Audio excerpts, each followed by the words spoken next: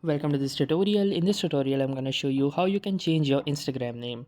So currently you can see that this right here is my Instagram name, and if I want to change it to something other, then you can do so by simply tapping on these three horizontal lines present at the top right corner of your screen.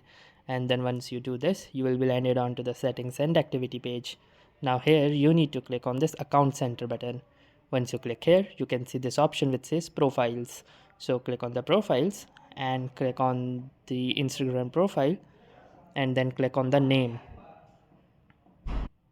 Then once you land into this page, you have the option to change or edit your name. So for example, if I just make this my new name, all you need to do is click on the save button, but make sure that you can change your name twice within 14 days. So that's the cooldown period of it. And then once you have done this, click on the save button right here. And once you have done this, here you can see that the new name has been updated successfully. So if you go to your profile and refresh, you can see that the new name has been successfully applied.